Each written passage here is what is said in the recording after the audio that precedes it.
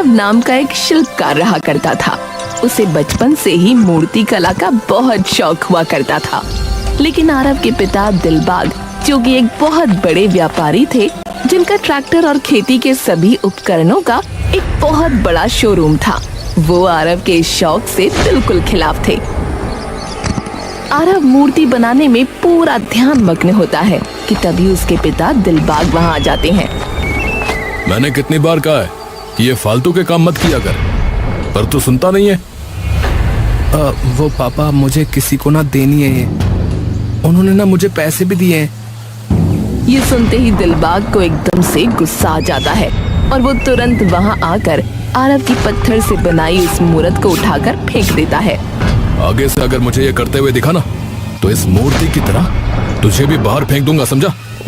मेरे घर पर मुझे ये मूर्तियां दिखनी जानी चाहिए। आरव चुपचाप वहाँ से बाहर चला जाता है और सीधा अपने गुरु के पास आता है। आरव धीरे से गुरु रूपेश्वर के कक्ष में आता है। गुरुजी। रूपेश्वर पलटकर आरव की ओर देखता है। अरे आरव। प्रणाम गुरुजी। प्रणाम प्रणाम। क्या हुआ बेटा?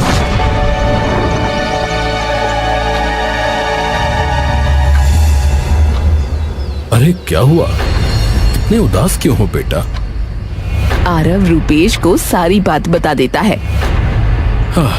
कोई बात नहीं, ऐसी बाधाएं तो जीवन में आती ही रहती हैं, पर याद रखो कि असली कलाकार वही है जो कड़ी से कड़ी बाधाओं में भी अपनी कला को संवारता रहे, उससे निखारता रहे। आज नहीं तो कल तुम्हारे पिता तुम्हारी कला को जरूर समझेंगे। कैसे समझेंगे गुरुजी? उन्होंने तो ये कह दिया कि आज के बाद अगर घर में ये सब कुछ किया तो वो मुझे भी बाहर निकाल देंगे। तो बताओ, अब मैं कहाँ पर अपना शिल्पकारी का काम करूंगा? तुम एक काम करो, तो तुम प्रकृति की गोद में जाओ, जंगल देखो, नदियों को महसूस करो, पेड़ों से बात करो। वहीं से तुम्हें हर रोज नई रचना की प्रेरणा मिलेगी। और वो मूर्ति टूट गई तो क्या हुआ? जंगल में पत्थर की कमी थोड़ी ना है।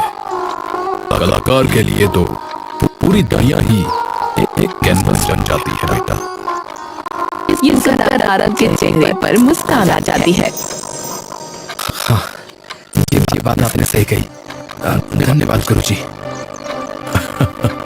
जीते रहो।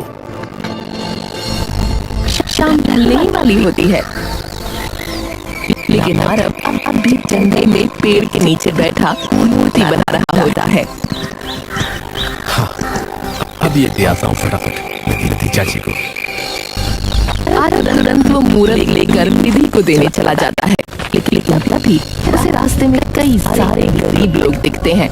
कोई सड़क किनारे उलझती गर्मी में पसीने से भरा सो रहा था, तो कोई अपनी बीवी को अपनी गोद में लगाकर उसका सर दबा रहा था। अरे इतनी गर्मी में ये लोग यहाँ क्यों बैठे हुए हैं? आरव उनके पास जाता है।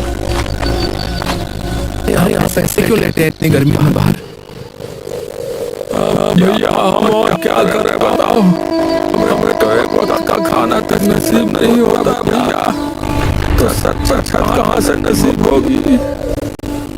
और इन्हें क्या हुआ है? तबीयत खराब है इनकी। गर्मी में तो और ज्यादा तबीयत खराब हो जाएगी। क्या करें साहब, और कोई चारा ही नहीं है। आरव उन सब की बातें सुनकर गहरी सोच में पड़ जाता है। उसकी आंखों के सामने उन लोगों की मजबूरी घूमने लगती है। इनके बदन के नीचे वो जलती हुई जमीन, पसीने से भीगे कपड़े और इनके भूख और बीमारी से तड़पते चेहरे। लेकिन आरव बिना कुछ कहे धीरे धीरे वहाँ से अपने घर की तरफ जाने लगता है। ये लोग रात को कैसे सोएंगे? क्या इन्हें खाना मिलेगा? इतनी गर्मी में कैसे जी पाते होंगे ये? तभी उसकी नजर एक पुरानी सी धर्मशाला पर पड़ती है, जहाँ कुछ लोग अंदर बैठे मुस्कुरा रहे हैं। आरव तभी रुक जाता है। अगर मैं भी एक ऐसी ही धर्मशाला बना दूं, तो इन सबको छत मिल जाएगी। शायद अपनी जिंदगी सुधारने का मौका भी। आरव हिम्मत जोड़कर अपने पिता के पास जाता है। पापा, मैं आपसे कुछ बात करना चाहता हूँ। बोलो। मैं वो गांव के गरीब लोगों के लिए ना एक धर्मशाला बनवाना चाहता हूँ। उनके पास रहने की जगह नहीं है। गर्मी सर्दी बारिश में वो बाहर ही पड़े रहते हैं। सोचिए ना, वो कहाँ जाएंगे। तो इसलिए अरे अब आप चले जा रहे हो। अरे बिल्कुल भी नहीं, ऐसे पेड़ पे नहीं उगते। फालतू के कामों में उड़ाएगा तो बस। अरे पापा, फालतू कहाँ, मेरे को किसी पर छत नहीं है।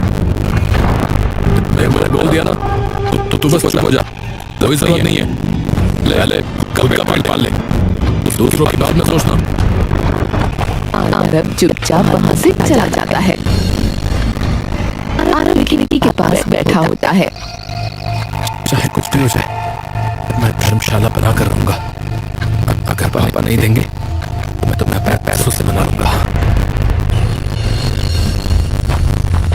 आरव अगले दिन अपने गुरु रूपेश्वर को जाकर सब बता देता है। यदि इरादा सच्चा हो बेटा, तो रास्ता स्वयं बन जाता है। तुम शुरू करो, भगवान तुम्हारा अवश्य साथ देंगे। और अब तो तुम अपनी कला में इतने निपुण हो चुके हो, सबको तुम्हारी कलाकृति बहुत पसंद आएगी। आरव मुस्कुराकर वहां से सीधा जंगल में जाकर मूर्तियां और अलग अलग चीजें बनाना शुरू कर देता है। आरव के हमें ऐसी कला थी कि चाहे उसे लकड़ी का टुकड़ा दो या पत्थर का, वो उसे ऐसा रूप दे देता मानो वो कभी पत्थर था ही नहीं। रूप ऐसा दूंगा कि कला सीधे आंखों से मन में उतर जाएगी। हाँ, आरव अब अपनी मूर्तियां बनाकर गांव निकल जाता है उन्हें बेचने। और जैसे ही लोग उसकी बनी मूर्तियां देखते हैं वो हैरान रह जाते हैं। अरे वाह, अरे भैया क्या कला है। अरे बेटा, मेरे लिए एक मंदिर की मूर्ति बनानी थी, बना पाओगे? नहीं बना पाऊंगा। धीरे धीरे उसकी कला गांव में मशहूर हो जाती है। आरव अपना धर्मशाला बनाने का सपना पूरा होते देख मुस्कुराने लगता है। उन लोगों के पास भी एक छत होगी। भगवान को सीधा साथ बनाए रखना। जितना भी पैसा आ रहा है, पैसा इसी सपने में लगा रहा हूँ। दिलबाग अपने शोरूम पर बैठा हिसाब कर रहा होता है कि तभी एक ग्राहक वहां आता है। अरे दिलबाग से, अरे कैसे हो? अरे भाई आओ, बैठो बताओ क्या लोगे? बस मामले को लेने आया था, खराब हो गया था ट्रैक्टर का। हाँ ले जाओ, आ जाओ। बढ़िया क्वालिटी का दिखा रहा हूँ। हाँ वो तो दिखा देना, पर सुना है कि आपके बेटे ने बड़ा काम शुरू किया है, गरीबों के लिए धर्मशाला वगैरह बनवा रहा है। दिलबाग चौंक जाता है। क्या कहा? भाई तुम्हारा भी इतना बड़ा दिल की तुमने एक काम के लिए पैसे दे दिए। लड़का कभी नहीं सुधरेगा। दिलबाग कुछ लोगों को लेकर सीधा धर्मशाला के बाहर पहुंच जाता है। गिरा दो सब कुछ। अब देखता हूँ ये रईस ज्यादा कहाँ से लाता है पैसे। मजदूर हथौड़ा उठाते हैं और पूरी धर्मशाला को कुछ ही देर में मिट्टी का ढेर बना देते हैं। जब कुछ बचेगा ही नहीं तो भागकर मेरे पास ही आएगा। वो वहां से चला जाता है।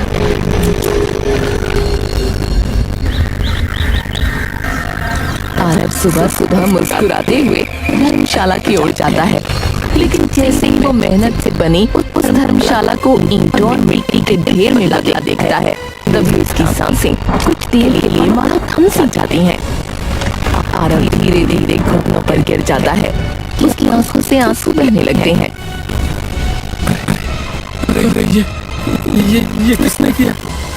मेरी एक पाई लगी थी इसमें। भगवान मैं तो बर्बाद हो गया। अब मैं कहाँ जाऊँ? आरव कुछ देर तक बैठा उस धर्मशाला के टुकड़ों की ओर देखता रहता है। क्या होगा प्रभु? आरव वहाँ से उठकर जाने लगता है कि तभी उसे रास्ते में एक रईस सेठ मिलता है। अरे भाई, आप ही हो ना आरव? वो शिल्पकार जो किसी भी तरीके की मूर्ति इत्यादि बना देता है? जी। भाई, असल में मुझे एक कुर्सी बनवानी है, लेकिन कोई आम कुर्सी नहीं, एक सिंहासन की तरह, जैसा महाराजाओं के पास हुआ करता था। क्या तुम बना पाओगे? देखो, काफी बारीकी से काम करना होगा। सिंहासन ऐसा होना चाहिए कि मानो सच में किसी राजा का हो, समझ रहे हो? जी। उसके लिए थोड़ा बड़ा पत्थर ढूंढना पड़ेगा, तो थोड़ा वक्त लगेगा। अरे नहीं भाई, पत्थर का नहीं बनवाना। तो किसका बनवाना है? वो मैं तुम्हें दिखाता हूँ, आओ मेरे साथ। तुरंत उसे अपने साथ एक बहुत ही लंबे चौड़े मैदान में ले जाता है, जिसके बीचों बीच एक बड़ा सा बर्फ का टुकड़ा रखा होता है, जिसे देखकर आरव हैरान रह जाता है। ये क्या है? इसी का तुम्हें वो सिंहासन बनाना है। क्या कहा? पर इतनी धूप में ये बर्फ वहाँ रखी कैसे हुई है? तुम बस काम करते जाओ, बाकी तुम्हें अपने आप पता लग जाएगा। पर काम तुम्हें वहीं करना पड़ेगा, यहाँ नहीं लेकर आ सकते तुम। आरव ऊपर तपते सूरज की ओर देखता है। पर मुझे तो बर्फ से बनाना भी नहीं आता। अरे थोड़ी सी बाधा आते ही तुम तो हार मान गए दोस्त। याद रखो, जितनी बार इंसान गिर कर खड़ा होता है, उसका कद भी उतना ही बढ़ता जाता है। आरव अजीब नजरों से उसकी ओर देखता रहता है। कब तक बन जाएगा? देखना पड़ेगा। तो तुम इस बर्फ के टुकड़े को अगर वैसा ही रूप दे दोगे जैसा मैं चाहता हूँ, तो याद रखना कि उसका इनाम भी तुम्हें इतना ही बड़ा मिलेगा। हमारे सारे दुख दूर हो जाएंगे। हाँ, और बस इतना कर उस सेठ वहाँ से चला जाता है। और आरव धीरे धीरे उस बर्फ के पास जाता है। मैं पहली बार किसी बर्फ की कोई चीज बनाऊंगा, और ये बर्फ इतनी धुली भी निकल क्यों नहीं रही है? आरव अपने औजार निकालता है और बिल्कुल ध्यान लगाकर उस बर्फ के टुकड़े को रूप देना शुरू कर देता है। शाम ढल जाती है, लेकिन अभी भी उस बर्फ का कुछ हिस्सा सिंहासन का रूप ले पाता है, और तपती गर्मी में आरव का गला बिल्कुल सूख जाता है और उसके सारे कपड़े पसीने से भीग जाते हैं। लेकिन फिर भी आरव के हाथ से बहुत थोड़ा छेनी नहीं छूटती। इसे कई दिन लगेंगे। बर्फ पर छेनी बार बार फिसल रही है। आरव रात होते ही वहाँ से जाने लगता है, लेकिन वो एक बार पलटकर फिर उस बर्फ के टुकड़े को देखता है। ये बर्फ निकल कैसे नहीं रही है?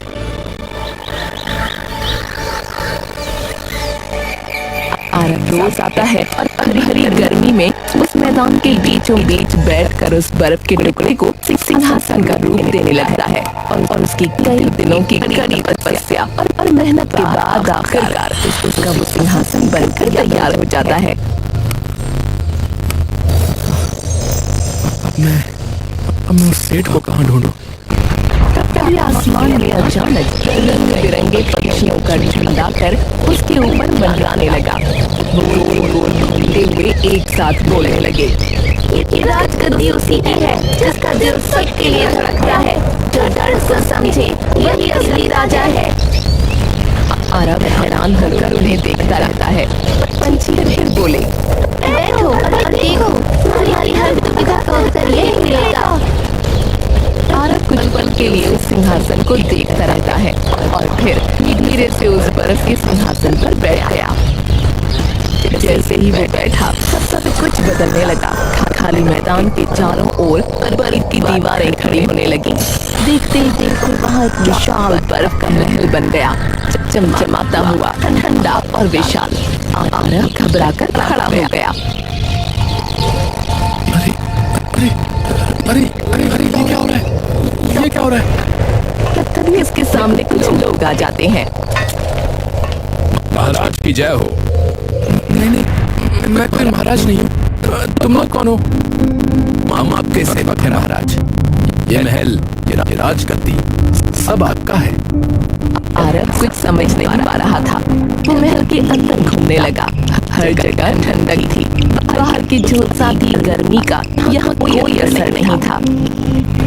अरे वो सेठ, वो कहाँ गया?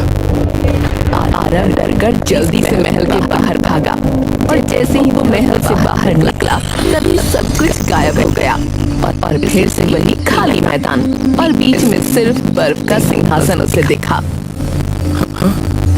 अरे ये कैसे? तभी एक सुंदर शाही पक्षी आकर उस सिंहासन पर बैठ गया। उसके पंख ऐसे चमक रहे थे मानो साक्षात किसी देवी या देवता का वाहन हो। ये तुम्हारी मेहनत का फल है। इसी सवालों में मत उलझाओ, स्वीकार करो। ईश्वर ने तुम्हें इसलिए चुना है क्योंकि तुम्हारा दिल साफ है। याद रहे, भगवान ने सिर्फ तुम्हारे लिए ही इसे तुम्हें नहीं दिया। आरव की आंखों में आंसू आ गए।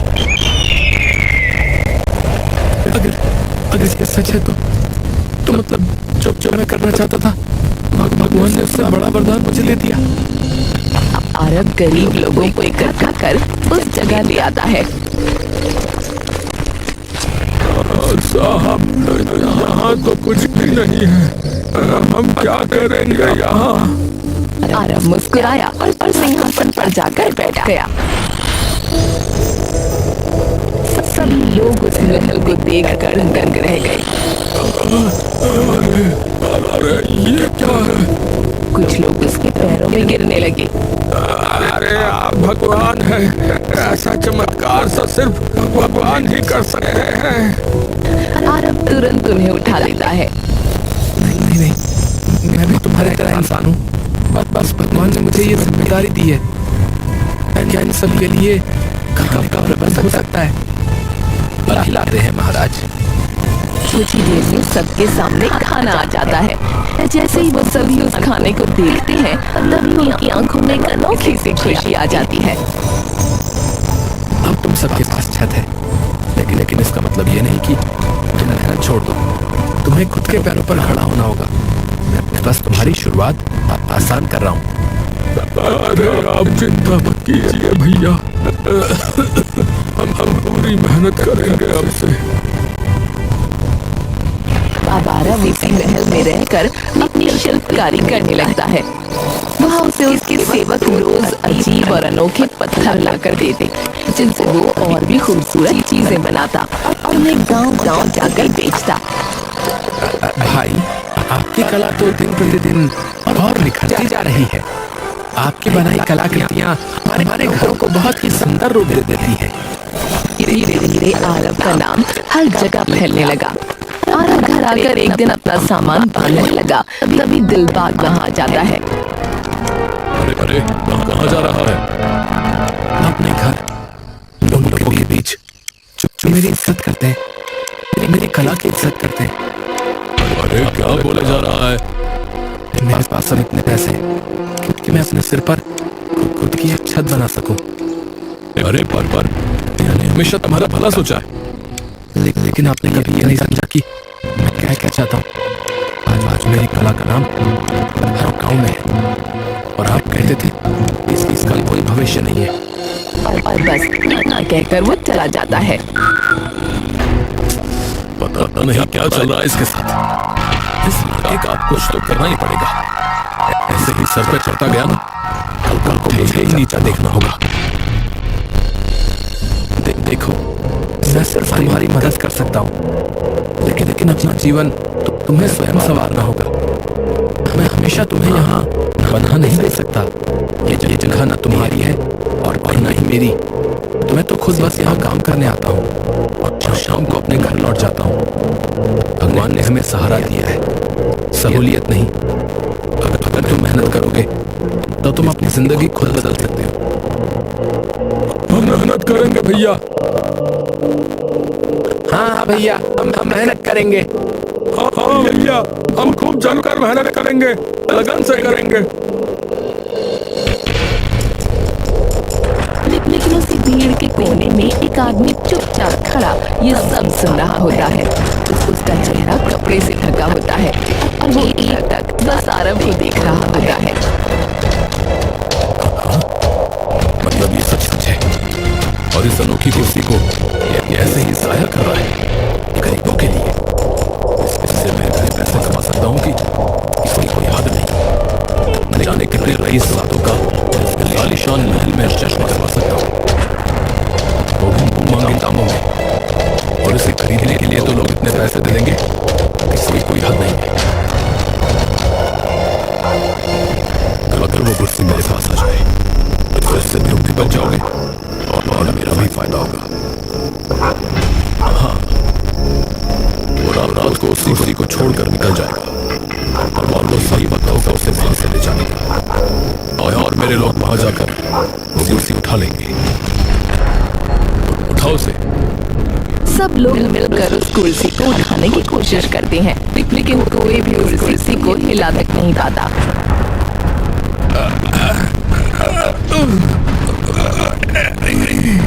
अरे तो हिल नहीं रही दिलबाग भाई।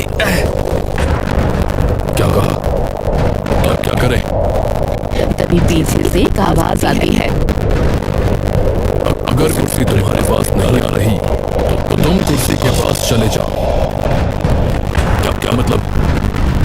कि तुम बैठ जाओ इस कुर्सी पर, फिर ये कुर्सी भी तुम्हारी होगी और ये महल भी।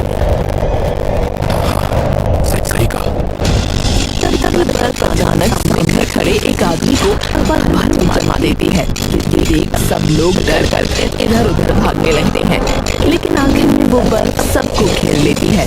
सब लोग एक बड़ी सी बर्फ की सिल्लियों के अंदर जिंदा ही जल जाते हैं। अगले दिन सुबह जब आरव वहां पहुंचता है तो वो अपने पिता और उन सभी लोगों को देखकर दंग रह जाता है। तभी उसकी नजर उसके गुरु रूपेश्वर पर पड़ती है। गुरुजी। आरव कुछ पल के लिए बिल्कुल समझ नहीं पाता कि ये सब चल क्या रहा है। ये सब क्या है? तभी वो सुनहरा चमकता हुआ पक्षी एक बार फिर आरव के सामने आकर उस बर्फ की सिल्लियों पर बैठ जाता है। जिसके मन में लालच है ये कुर्सी उसके लिए पिंजरा बन जाती है। तुम्हारे पिता और इन सभी लोगों के मन में महल था, कपट का, लालच का। इसीलिए वो सब अब बर्फ की सिल्लियों में बदल चुके हैं। लेकिन हाँ, वो तुम्हें साफ सुन पा रहे हैं और देख पा रहे हैं। लेकिन वो मेरा पिता है और सब सामने मेरे गुरुजी भी यहाँ हैं। ऐसा मत कीजिए। अगर इन्हें बचाना है तो तुम इन्हें अवगत कला से ही बचा सकते हो। मतलब अब इन्हें नहीं बचाना है आरव, लेकिन ये आसान नहीं होगा। इस बर्फ को तराशना होगा। जैसे तुम पत्थर को मोड़ कर रूप देते हो, वैसे ही इस बर्फ को भी बिल्कुल उसी बारीकी से गढ़ना होगा कि वो आकार रूप ले ले। याद रखो, जरा से भी गलती हुई तो तुझसे समय पर चोट लगेगी। वो हिस्सा सच में टूटकर शरीर से अलग हो जाएगा। ये काम बहुत बारीकी का है। आरव लंबी गहरी सांस भरता है और अपने औजार उठाकर धीरे धीरे बर्फ की उस विशाल सिल्ली के पास गया। आप सभी मेरी मदद कीजिए। सबसे पहले तो आप सभी लोग जाकर कहीं ना कहीं से हथौड़ी और छेनी का इंतजाम करें और फिर से यहाँ आ जाए। तब तक मैं काम शुरू करता हूँ। जी भैया। वो सभी कुछ ही देर में सारे औजार ले आते हैं। अब मैं आपको जैसा जैसा कहता जाऊँ आप वैसा वैसा करते जाना। उन सभी लोगों का मार्गदर्शन करने लगता है और साथ ही साथ खुद भी बर्फ को तराशने लगता है। उसकी हर चोट हथौड़े से बहुत सोच समझ कर लगाई जा रही थी। सबके होंठ सूखे थे, कपड़े पसीने से भर चुके थे, पर हाथ निरंतर चलते जा रहे थे। और आखिरकार आरव अपनी बेहतरीन कला और पूरी बारीकी के साथ उस बर्फ एलियन को तराश कर उन सभी को उनका बिल्कुल सटीक और वास्तविक रूप दे देता है। और तभी फिर एक एक करके बाकी लोग भी बाहर आने लगते हैं। दिलबाग कुछ पल के लिए हैरान खड़ा रहता है, फिर उसकी आंखें धीरे धीरे नम होने लगती हैं।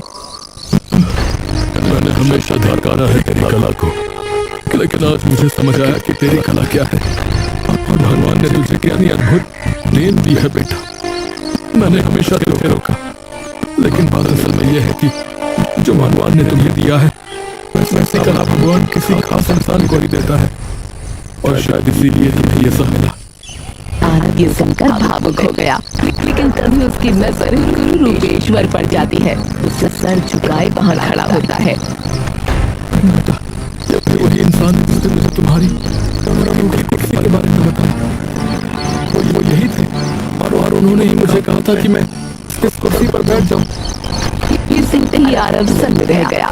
उसने गुरुजी की ओर देखा। गुरुजी, आपने ऐसा क्यों किया? मुझे माफ कर दो बेटा। जब से तुम्हारी कला प्रसिद्ध हुई, लोगों ने मुझसे काम लेना बंद कर दिया। मेरा काम बिल्कुल ठप पड़ गया था।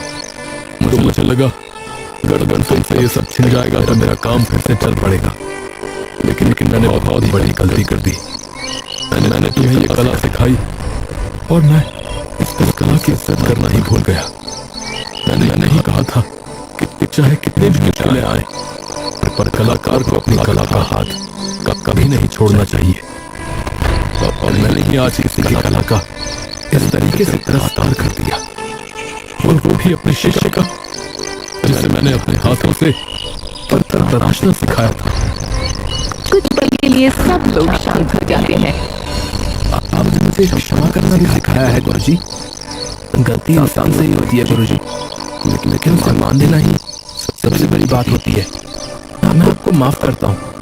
और बात रही काम की, तो गुरुजी हाँ, साथ मिलकर भी तो काम कर सकते हैं।